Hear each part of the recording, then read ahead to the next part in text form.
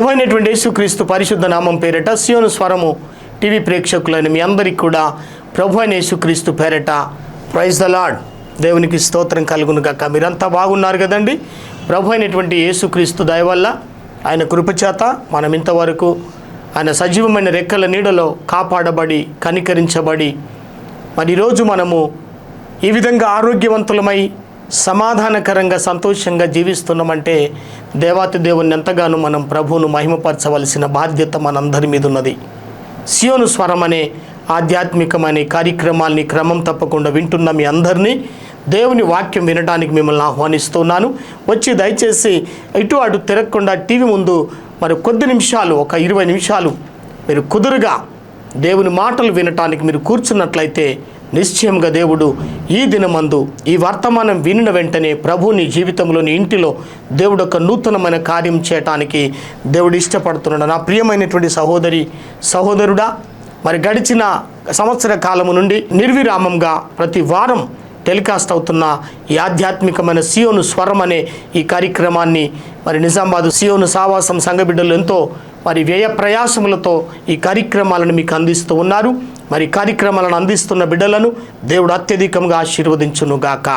మీ అందరి కోసం నేను ఒక ప్రార్థన చేస్తాను. దయచేసి ఈ ప్రార్థనలో ఏకీభవించాలని ప్రభు పేరట నేను మనవి చేస్తున్నాను. ప్రేమ స్వరూపుడవగు తండ్రి, మా ప్రియ పరలోకపు దేవాని ఘనమైన పాదములకు వందనాలు. మరొకసారి ఈ యొక్క గాస్పల్ టీవీ ద్వారా తండ్రి మరి అనేకుల ముందుకు ఈ వర్తమానాలను వేల మందికి, లక్షల మందికి అందించడానికి సియోను స్వరం అనే కార్యక్రమం ద్వారా ఎంతోమంది బిడ్డలు దేవుని మాటలు వింటూ ఉన్నారు.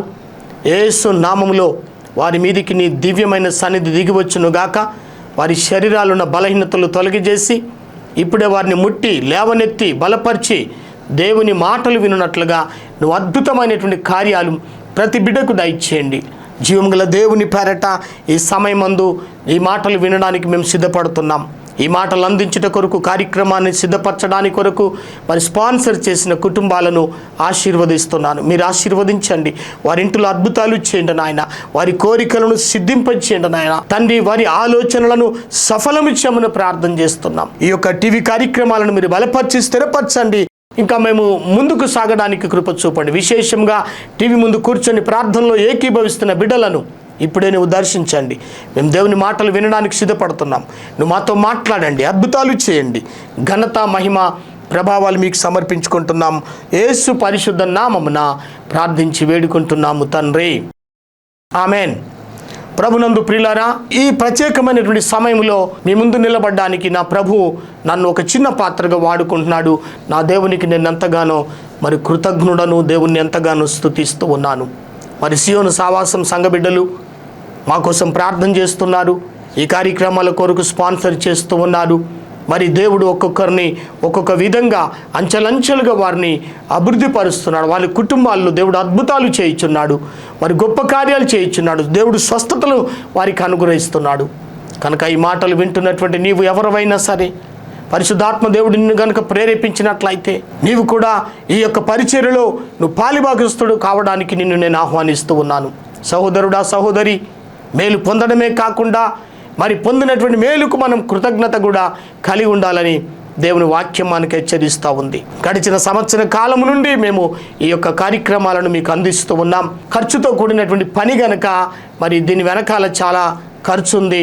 కనుక నేను మిమ్మల్ని మరి ఇయ్యమని చెప్పేసి అడగడం లేదు, కానీ పరిశుద్ధాత్మ దేవుడు మిమ్మల్ని ప్రేరేపించినట్లయితే నీ హృదయంలో దేవుడు నీకు ఒకవేళ నిశ్చయత కలిగి నువ్వు అనుకున్నట్లయితే మమ్మల్ని సంప్రదించవచ్చు. మరి టీవీలో ఆ స్క్రోలింగ్లో మా యొక్క ఫోన్ నంబర్లు డీటెయిల్స్ వస్తూ ఉన్నాయి. మీరు మాతో మాట్లాడవచ్చు. మీ ప్రార్థన మనవులను మాకు తెలియపరచవచ్చు. దయచేసి ఈ విషయాలు గమనించాలని నేను మరి మీతో మనవి చేస్తూ ఉన్నాను. మరి ఈరోజు దేవుని యొక్క వాక్యము మన ధ్యానాంశం నిమిత్తమై ప్రత్యేకంగా మనం పరిశుద్ధ గ్రంథములో ఎన్నోసార్లు వింటూ ఉన్నాం. మరి లూకాసు వార్తలో 16వ అధ్యాయములో మనము ధనవంతుడు, లాజరు గురించినటువంటి విషయాలను మనం ఈరోజు ధ్యానం చేసుకుందాం. ధనవంతుడు మరియు లాజరు, ఈ విషయాన్ని లేఖన భాగాన్ని నేను చదువుతాను. దయచేసి లూకాసు వార్త 16వ అధ్యాయములో మరి నేను 19వ వచనం నుండి ఈ మాటలు నేను చదువుతాను. ధనవంతుడు ఒకడు ఉండెను. అతడు ఉదారంగు బట్టలను సన్నపు నార వస్త్రములను ధరించుకొని ప్రతిదినం బహుగా సుఖపడుచుండువాడు.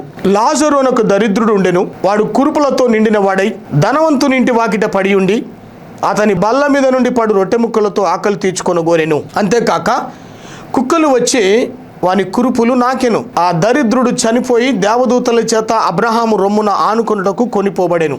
ధనవంతుడు కూడా చనిపోయి పాతిపెట్టబడెను. అప్పుడు అతడు పాతాళములో బాధపడుచు కన్నులెత్తి దూరము నుండి అబ్రహామును అతని రొమ్మున ఆనుకొనిన్న లాజరును చూచి, తండ్రివైన అబ్రహామా, నా యందు కనికరపడి తన వ్రేలి కొనను నీళ్లలో ముంచిన నాలుకను చల్లార్చుటకు లాజరును పంపుము, నేను ఈ అగ్ని జ్వాలలో యాతన పడుచున్నానని కేకలు వేసి చెప్పెను. అందుకు అబ్రహాము, కుమారుడా, నీవు నీ జీవితకాలమందు నీకు ఇష్టమైనట్టు సుఖం అనుభవించితివి, అలాగునే లాజరు కష్టం అనుభవించినని జ్ఞాపకం చేసుకొనుము. ఇప్పుడైతే వాడిక్కడ నెమ్మది పొందుచున్నాడు, నీవు యాతన పడుచున్నావు. అంతేకాక ఇక్కడ నుండి మీ యొద్దకు దాటగోరు వారు దాటి పోజాలకుండునట్లును, అక్కడి వారు మా యొద్దకు దాటి రాజాలకుండునట్లును మాకును మీకును మధ్య మహా అగాధముంచబడి ఉన్నదని చెప్పెను. అప్పుడు అతడు, తండ్రి, అలాగైతే నాకు 5 సహోదరులున్నారు. వారును ఈ వేదనకరమైన స్థలమునకు రాకుండా వారికి సాక్ష్యం ఇచ్చుటకై నా తండ్రి ఇంటికి వారిని పంపవలనని నిన్ను వేడుకొనుచున్నానెను. అందుకు అబ్రహాము, వారి యొద్ద మోషేయు ప్రవక్తలను ఉన్నారు, వారి మాటలు వినవలనని అతనితో చెప్పగా అతడు, తండ్రివైన అబ్రహామా, అలాగనవద్దు, మృతులలో నుండి ఒకడు వారి యొద్దకు వెళ్ళిన ఎడల వారు మారు మనసు పొందుదునని చెప్పెను. అందుకు అతడు, మోషేయు ప్రవక్తలను చెప్పిన మాటలు వారు వినని ఎడల మృతులలో నుండి ఒకడు లేచినను వారు నమ్మరని అతనితో చెప్పెను అనెను. ప్రభు అయినటువంటి యేసుక్రీస్తు పేరిట ఈ సమయంలో మరెన్నో సంగతులు వింటూ ఉన్నాం. పరిశుద్ధ గ్రంథములో మరి లూకా సువార్తలో రాయబడినటువంటి విధంగా ఇక్కడ 2 కనబడుతున్నారు. ఒక అతను ధనవంతుడు, మరొకడు లాజరు లేదా దరిద్రుడు. ఇక్కడ ఒక హెచ్చరిక మనకు కనబడుతుంది. యేసు ధనవంతులైనటువంటి యూదుల నాయకులకు భయం పుట్టించే ఒక హెచ్చరిక ఇక్కడ చేయటం జరుగుతుంది. ఇది సుఖంగా జీవిస్తూ తమ ద్వారం దగ్గరున్న పేదలను నిర్లక్ష్యం చేసే వారందరితో చెప్పినటువంటి సంగతి ఇక్కడ వ్రాయబడింది. ఇక్కడ యేసు ప్రభు చెప్తున్నాడు, ధనవంతుడైన ఒక యూదుని గురించి, ఒక భిక్షగాడిని గురించి యేసుక్రీస్తు వారు ఒక ఉదాహరణ ఇక్కడ మనకు చెప్తున్నాడు. ఒకడేమో సంతోషముతో హాయిగా జీవించాడు, మరొకడేమో దరిద్రమును అనుభవిస్తూ బ్రతుకుతున్నాడు. ఒకడేమో మనుషులతో కొనియాడబడుతున్నాడు, రెండోవాడు నీచంగా చూడబడ్డాడు. కుక్కలు మాత్రమే ఈ భిక్షగాన్ని లేదా ఈ లాజర్ను లెక్క చేసినాయి. పీదలను ఎవరు లెక్క చేస్తారండి? ఎవరు కూడా లెక్క చేయరు. అదేవిధంగా ఈ భిక్షగాడు లేదా ఈ దరిద్రుడి లాజరు, ఈయనను కేవలము కుక్కలు మాత్రమే లెక్క చేసినట్టుగా ఉన్నవి. అందుకే ధనవంతుడు ఎలా ఉన్నాడు? తాను మతాసక్తి కలిగినటువంటి మంచి యూదుండని మరి ఆయనను తన్ను గురించి తాను తలుస్తూ ఉన్నాడు. అతడు దుష్టుడని కానీ చెడ్డవాడని కానీ ఆయన గురించి యేసుప్రభు చెప్పలేదు. ఈ ధనవంతుడి గురించి యేసుప్రభు చెప్పిన విధం ఎట్లుందంటే, ఆయన దుష్టుడని కానీ చెడ్డవాడని కానీ అనలేదు. ఏమంటున్నాడు? లోకం దృష్టిలో అతడు మంచివాడే, అందరి చేత గౌరవించబడిన వాడే. ఎందుకంటే పైన చక్కగా ఆయన పద్ధతులు, ఆయన యొక్క కూర్చోవడము, ఆయన లేవటము, ఆయన మాట్లాడము, ఆయన యొక్క ప్రవర్తన, జీవితము ఇదంతా పైకి బాగా కనబడుతుంది. నేను పవిత్రుడని అనుకుంటున్నాడు, నేను మంచివాడని అనుకుంటున్నాడు, తనలో తాను ఊహించుకుంటూ ఉన్నాడు. దేవునికి స్తోత్రం కలుగును గాక. అయితే మానవుడు ఈ లోకంలో గౌరవించే కొన్ని విషయాలు ఉంటాయి, కానీ దేవుడు దాన్ని కొన్ని సమయాల్లో అసహించుకుంటాడు. లూకా సువార్త 16:15లో, మీరు మనుషుల ఎదుట నీతిమంతులను అనిపించుకొని వారు, కానీ దేవుడు మీ హృదయములను ఎరుగును. మనుషులలో ఘనముగా ఎంచబడినది దేవుని దృష్టికి అసహ్యము. అనగా బైబిల్ ఏం చెప్తున్నాడు? దేవుడు గర్విష్ఠులను ఎదిరించి దీనులకు ఘనతనిస్తాడని 1 పేతురు పత్రిక 5:5లో రాయబడి ఉంది. కాబట్టి ఇక్కడ లాజరు మరణించినప్పుడు ఇక్కడ ఏమని రాయబడి ఉంది?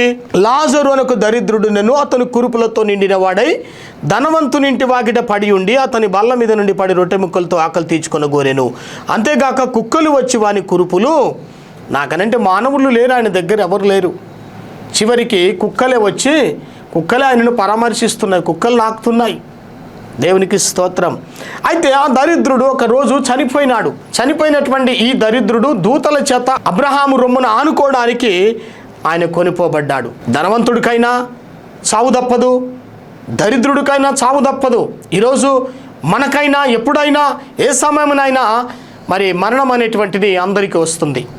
అయితే ఇక్కడ వీరిద్దరిని గురించినటువంటి విషయాలు ప్రభు అయినటువంటి యేసుక్రీస్తు వారు అద్భుతంగా దేవుడు మనతో మాట్లాడి ఉంటున్నాడు. అయితే ఇక్కడ ధనవంతుడు కూడా చనిపోయి పాతి పెట్టబడిన అప్పుడు అతడు పాతాళములో బాధపడుచు కన్నులెత్తి దూరము నుండి అబ్రహామును అతని రొమ్మును ఆనుకుని లాజరును చూచి, ప్రైజ్ ద లార్డ్, ఆ ధనవంతుడు మరి నరకంలోనికి త్రోయబడలేదు, అతడు ధనాన్ని ప్రేమించడం వలన అక్కడికి వెళ్ళాడు.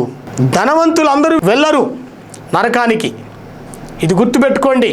ధనం ఉండడం తప్పు కాదు, పాపం కాదు, కానీ ధనాన్ని మాత్రమే ప్రేమించడము తప్పు అని బైబిల్ సెలవిస్తుంది. ధనాపేక్ష సమస్తమైన కీడులకు మూలమట. అందుకే ఆయన పేరు ధనవంతుడు అని రాయబడి ఉంది. అంతే. ధనం ఉండడము పాపము కాదు, ధనం ఉండడము తప్పు కాదు, ధనవంతులందరూ నరకానికి వెళ్తారని కాదు. ఇక్కడ ఈ ధనవంతుడు తన మనసులో తన హృదయములో ఏమనుకుంటున్నాడు?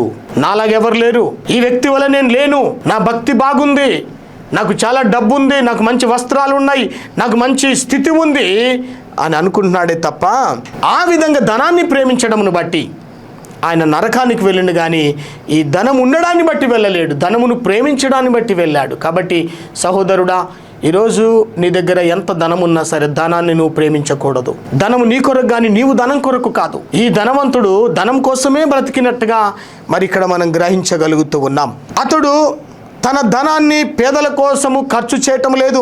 అతడు దయ విహీనుడు, అంటే దయలేని వాడు. మరి ఇక్కడ మనము మత్తయి సువార్త 25వ అధ్యాయంలో 41వ వచనమును గనక మనం గమనించినట్లయితే, మత్తయి సువార్త 25వ అధ్యాయము 41 నుండి గనక మనం చూసుకున్నట్లయితే, అప్పుడు ఆయన ఎడమ వైపున ఉండి వారిని చూసి, శపింపబడిన వారలా నన్ను విడిచి అపవాదికిని వాని దూతలకును సిద్ధపరచబడిన నిత్యాగ్నిలోనికి పోవుడి. నేను ఆకలి గొంటిని, మీరు నాకు భోజనం పెట్టలేదు, దప్పిగొంటిని, మీరు నాకు దాహం ఇవ్వలేదు, పరదేశిన ఇంటిని మీరు నన్ను చేర్చుకొనలేదు, దిగంబరిన ఇంటిని మీరు నాకు బట్టలు ఇయ్యలేదు, రోగినై చెరసాలలో ఉంటిని మీరు నన్ను చూడరాలేదని చెప్పును. అందుకు వారును, ప్రభువా, మేమెప్పుడు నీవు ఆకలి కొనిండుటైనను, దప్పికొనిండుటైనను, పరదేశి వైండుటైనను, దిగంబరి వైండుటైనను, రోగి వైండుటైనను, చెరసాలలో ఉండుటైనను చూచి నీకు ఉపచారము చేయకపోతిమని ఆయనను అడిగెదరు. అందుకు ఆయన మిక్కిలి అల్పులని వీరిలో ఒకరికైనను మీరు ఇలాగూ చేయలేదు గనక నాకు చేయలేదని మీతో నిశ్చయముగా చెప్పుచున్నానని వారితో అనను. వీరు నిత్య శిక్షకును నీతిమంతులు నిత్య జీవమునకును పోవుదురని వాక్యములో ప్రభువు సెలవిస్తున్నాడు. కనుక ధనవంతుడు నరకానికి చేరిన తర్వాత అతని మనస్సు వెలిగించబడ్డది. అప్పటిదాకా ఆయన మనస్సు మరి గర్వంతో నింపబడ్డది, చీకట్లోనే ఉన్నది. తాను చేసినటువంటి గొప్ప పొరపాటును ఎప్పుడు గ్రహించగలిగాడు? నరకానికి వెళ్ళిన తర్వాత చాలామంది విషయాలు చెప్పినప్పుడు అర్థం చేసుకోరు, గ్రహించరు. ఎంతోమందికి చక్కగా దైవజనులు, దేవుని యొక్క సేవకులు, అయ్యా మీరు ఇలా ఉండాలి, మీరు ఇలా బ్రతకాలి అని ఎంత చెప్పినా వినరే. మీరు అట్లాగే చెప్తారు, మీకేం పని పాట లేదు అని అనుకుంటూ ఉంటారు. ఈ వ్యక్తి కూడా అలాంటి కోవకు చెందినటువంటి వ్యక్తే. నేను చెప్పేది ఏంటంటే, ఇక్కడ ధనం ఉండడం పాపం కాదు, ఈయన ధనము ఉన్నది కాబట్టి నరకానికి వెళ్ళడం కాదు. కానీ ఇతను కనీసం బీదలను కనికరించలేదు. సామెతలు అంటాడు, బీదలను కనికరించేవాడట యెహోవాకు అప్పిచ్చేవాడట. Praise the lord. అందుకే యేసు ప్రభు మరొక ఉపమానం అక్కడ చెప్తున్నాను. నేను దాహం గొంటిని, మీరు నాకు నీళ్ళు ఇవ్వలేదు, ఆకలి గొంటిని, మీరు ఆహారం పెట్టలేదు, నేను రోగినై ఉన్నాను, మరి మీరు నన్ను చూడరాలేదు, చెరసాలలో ఉన్నాను, నన్ను ఆదరించలేదు అని అన్నప్పుడు, అయ్యా నీవెప్పుడు ఇట్లా ఉన్నావు, నీవెప్పుడు ఆ విధంగా ఉన్నావు అని అంటే ప్రభు చెప్తున్నాడు, మీలో ఒకడికి ఇలాంటి ఆపద వచ్చినప్పుడు మీరు చెయ్యలేదు. మరి అలాంటి సిచ్యువేషనే ఈ ధనవంతుడు వాకిట దరిద్రుడు పడి ఉన్నాడు, కానీ పట్టించుకోలేదు. దరిద్రుడు మాత్రము దేవుణ్ణి నమ్ముకున్నాడు, దేవుని యందు భయభక్తులు కలిగి ఉన్నాడు. ఈ లోకరీతిగా దరిద్రుడే కానీ ఒక సమయమందు దేవుని సన్నిధిలో ఉత్సాహంగా ఆనందంగా ఆయన జీవిస్తూ ఉన్నాడు. Praise the lord. కనుక ప్రియులారా, ధనవంతుడు నరకానికి చేరగానే మరి అక్కడ ఆయన మనసు తెరవబడ్డది, ఆయన గ్రహించాడు. అతడు తన ధనం కోసమే గర్వంతో స్వార్థముతో ఈ లోకంలో ఉన్నంతకాలం బ్రతికాడు, దేవుని నిమిత్తం జీవించలేదు. అదే అతడు చేసినటువంటి పొరపాటు. ఈ రోజుల్లో చాలామంది ఇలాంటి పొరపాట్లు చేయట్లేదండి. ఇంకా ధనం కోసమే బ్రతుకుతున్నారు. ధనమును ప్రేమించిన వాడు ఉరిలో పడతాడట, శిక్షలో పడతాడంట. అందుకే యేసుప్రభు అన్నాడు, భూమి మీద మీకోసం ధనమును కూర్చుకోవద్దు అని ప్రభు చెబుతున్నాడు. ఆ విధంగా తన పట్ల దయ చూపమని ధనవంతుడు అబ్రహామును బతిమలాడుకుంటున్నాడు. భూమి మీద ఉన్నప్పుడు ఎవరి మీద దయ చూపలేడు, కానీ నరకానికి వెళ్ళినప్పుడు అబ్రహాంతో మాట్లాడుతున్నాడు, నా మీద దయ చూపండి అని. భూమి మీద ఉన్నప్పుడు ఎవరి మీద కనికరం చూపలేడు, నరకానికి వెళ్ళినప్పుడు దేవుని మరి అబ్రహాం యొక్క దయను కోరుతున్నాడు. Praise the lord. అక్కడికి వెళ్ళిన తర్వాత దేవుని దయ ఆయనకు కావాల్సి వచ్చింది. యూదులకు తండ్రి అయిన అబ్రహామును అతడు పిలిచాడు. అతడు యూదుడు కాబట్టి అబ్రహామును ధనవంతుని కూడా తండ్రే. ఏమంటున్నాడు, ఒక్క నీటి చుక్కతో నా నాలుకను చల్లార్చమని అబ్రహామును వేడుకుంటూ ఉన్నాడు. అయితే అక్కడ ఆ ధనవంతునికి ఎలాంటి ఉపశమనము దొరకలేదు. మరి పరలోకానికి నరకానికి మధ్య ఒక గొప్ప అగాధం ఉంచబడిందని, ఒక ప్రక్క నుండి మరో ప్రక్కకు ఎవరు దాటలేని పరిస్థితి అక్కడ ఉంది. దేవుని తీర్పు స్థిరమైనది. Praise the lord. ఒకడి లోకంలో దేవునిని కానీ పొరుగువానిని కానీ లెక్క చేయకపోతే, రానున్న లోకములో దేవుడు వానిని లెక్క చేయక నరకములో పడద్రోస్తాడని పరిశుద్ధ గ్రంథములో సెలవిస్తూ ఉన్నాడు. కాబట్టి దేవుడిచ్చిన తీర్పును ఎవ్వరు కూడా మార్చలేరు, అంతే. అక్కడ ఏం రిక్వెస్ట్లు నడవవు. కాబట్టి మనం ఏదైనా జీవిస్తే ఈ భూమి మీద ఉన్నప్పుడే నీవు నేను సరిగ్గా మనం జీవించాల్సినటువంటి పరిస్థితి ఉంది. కనుక ఈ లోకంలో ధనవంతుడు సుఖాన్ని అనుభవించుడు కానీ ఇకపైన ఆయనకు జీవితాంతము కూడా ఆ సుఖము ఆయనకు దొరకదు. Praise the lord. లూకా సువార్త 6వ అధ్యాయం 24వ వచనములో మనం గమనిస్తే 6:24లో, అయ్యో ధనవంతులారా, మీరు కోరిన ఆదరణ మీరు పొంది ఉన్నారు.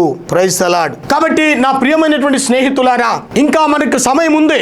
మనం మరణించక ముందే దేవునితో సమాధానపడి మారు మనసు పొంది పాపములను ఒప్పుకొని యేసు వైపు తిరిగినట్లయితే మరణించిన తర్వాత మనకు ఇలాంటి అవకాశాలు దొరకవు. ఏదైనా మనకు అవకాశాలు కావాలి, వాటిని వినియోగించుకోవాలంటే బ్రతుకున్నప్పుడు మాత్రమే వాటిని మనం పొందగలుగుతాం.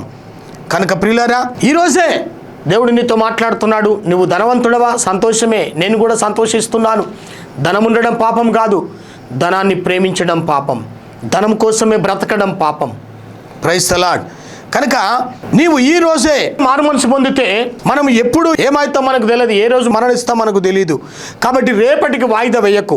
మారు మనసు పొందడానికి, మనసు మార్చుకోవడానికి, జీవితాన్ని మార్చుకోవడానికి ఆలస్యం చేస్తే రేపేం జరుగుతుందో నీకు తెలీదు. నిత్యము మనం నరకంలో ఉండాల్సినటువంటి గడపాల్సిన పరిస్థితి ఏర్పడుతుంది. కాబట్టి అది ఎంత మరి దీర్ఘమైనదో మనం ఆలోచించాలి. మనుషులందరూ కూడా 1 సంవత్సరం లేదా 5 సంవత్సరాలు 20 సంవత్సరాలు జైలుకి వెళ్ళి అది చాలా దీర్ఘకాలం అనుకుంటారు.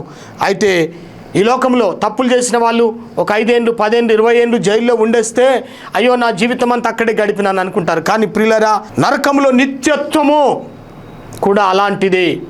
Praise the lord. దానికి అంతము లేదు.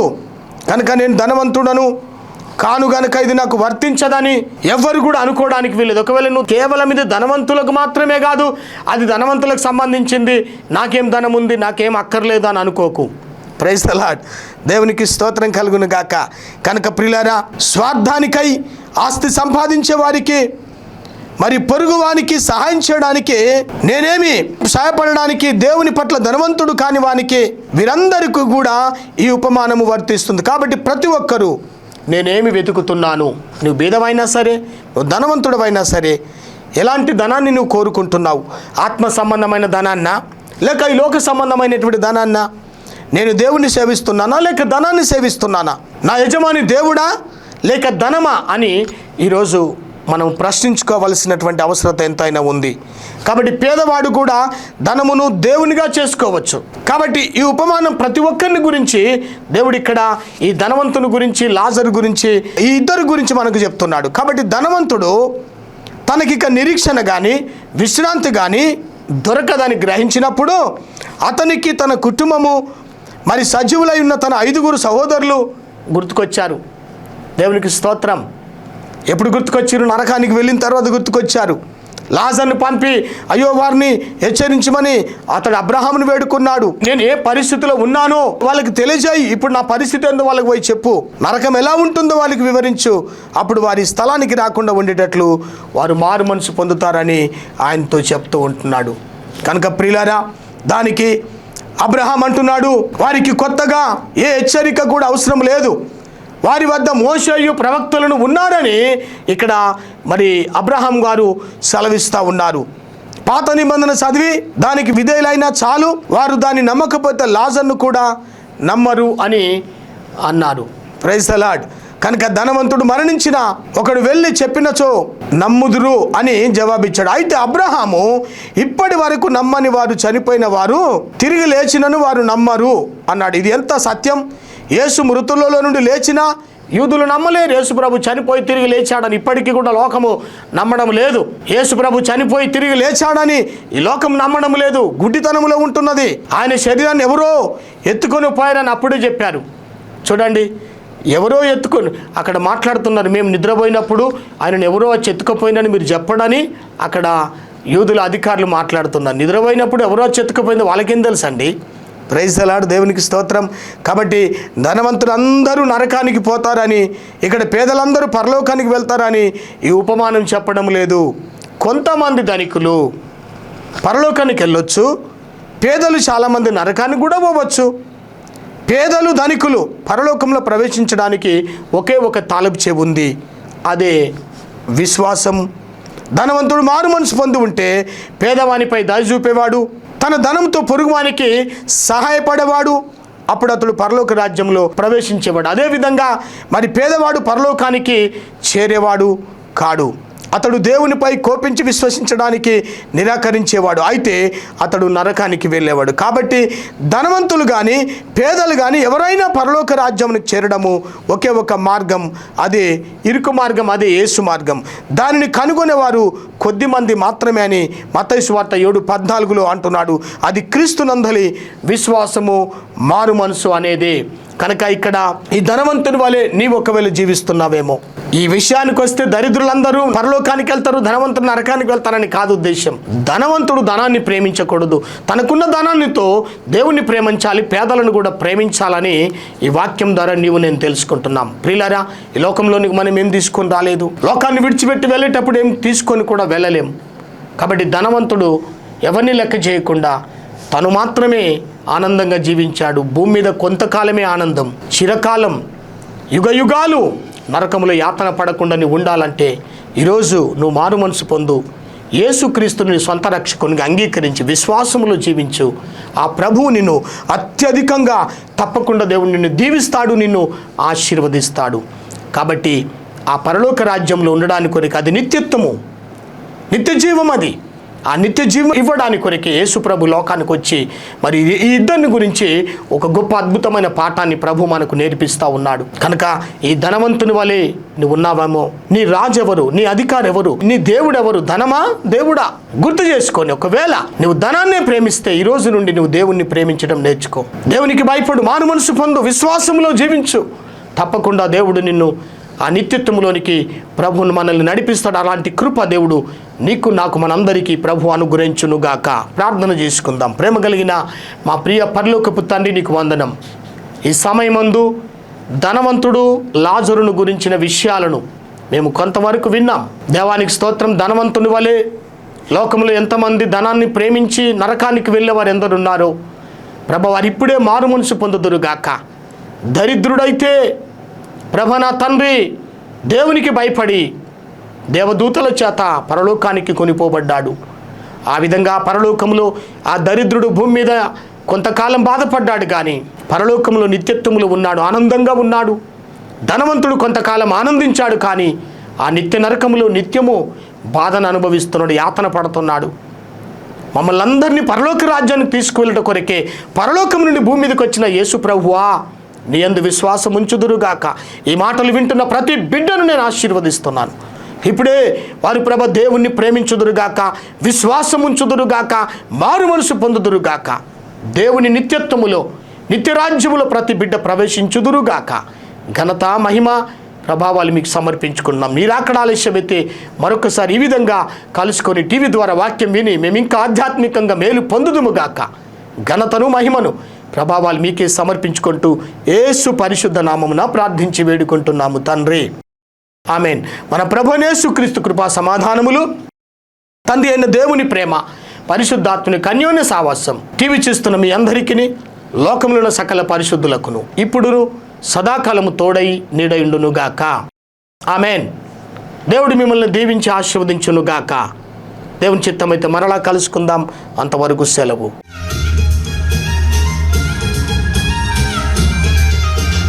चलो चलो चलो चलो जल्दी चलो चलो चलो चलो चलो चलो चलो जल्दी चलो।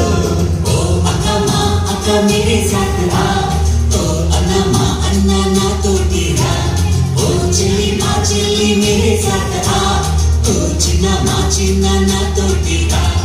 ఏసయ్య నామాన ఆరాధనలో, ఏసయ్య ఇచ్చే ఆదరణలో, ఏసయ్య అందించే రక్షణలో, ఏసయ్యలోని నిరీక్షణలో हम सब जीत जाएंगे, हे हम सब जीत जाएंगे।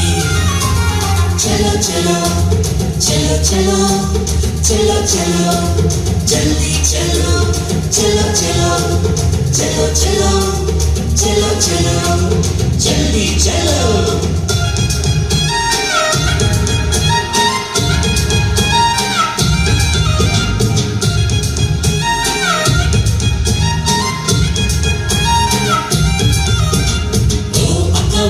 अक्का मेरे साथ आ, ओ अन्ना ना तो तेरा, ओ चिल्ली मेरे साथ आ, ओ चिन्ना ना तो तेरा।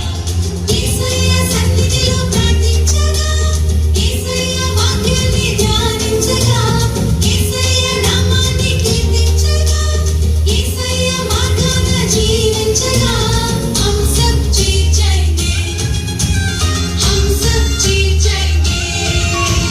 चलो चलो चलो चलो चलो चलो जल्दी चलो चलो चलो चलो चलो चलो चलो जल्दी चलो।